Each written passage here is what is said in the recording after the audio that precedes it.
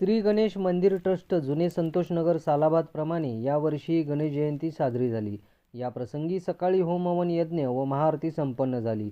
दुपारी 4 वाजता संतोषी महिला भजनी मंडळाचे भजन संपन्न झाले। त्यानंतर 6 वाजता दीपोत्सवासाठी मान्यवर सोलापूर विद्यापीठाचे प्रथम कुलगुरू इरेश स्वामी व ट्रस्टचे अध्यक्ष सिद्धेश्वर पाटील यांच्या शुभ हस्ते दीपोत्सवाची सुरुवात झाली।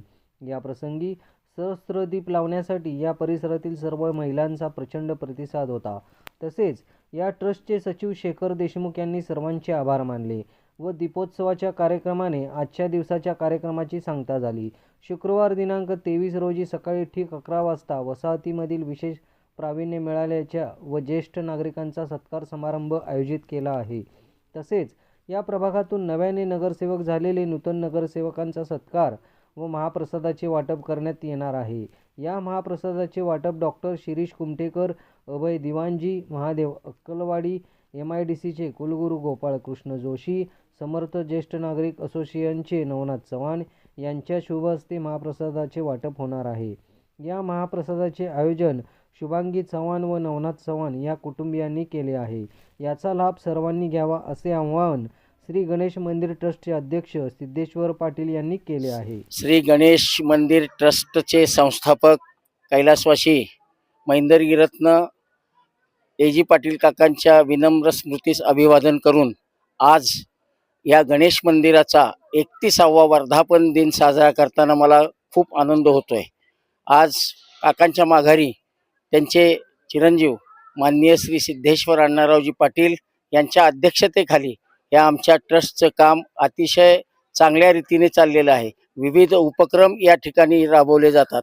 आज गणेश जयंतीच्या निमित्ताने सकाळी होम हवन, गणेश याग आमच्या सोलापूर महापारेषण विभागाचे श्रीयुत नवनाथ चव्हाण सर यांच्या शुभ हस्ते होम हवन संपन्न झालं।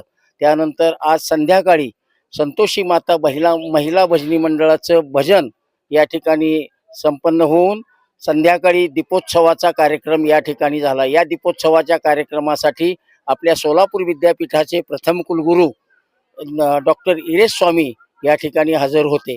आता उद्या या वसाहतीमध्ये जे विशेष प्रावीण्य मिळवलेले कर्मचारी आहेत त्यात आमचे संस्थेचे उपाध्यक्ष श्रीयुत रमेश अण्णा पाटील आहेत, त्यांना 2025चा महाराष्ट्र आयकॉन पुरस्कार मिळालेला आहे।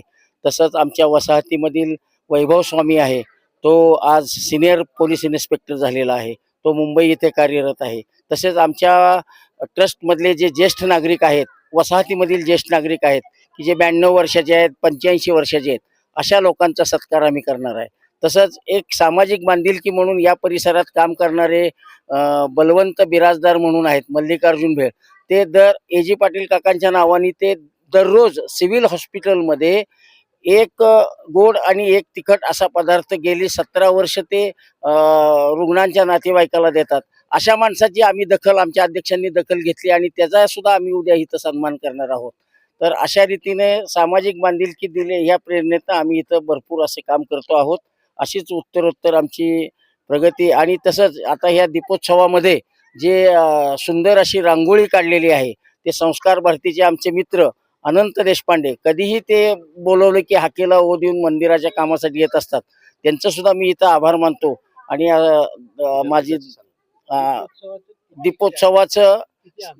दीपोत्सवाचं जवळपास 1 सहस्त्र दीप आहेत, 17 स्टँड आपण इथं करून घेतलेले आहेत आणि उद्या दुपारी 12 ते 3 महाप्रसादाचं आयोजन केलेलं आहे।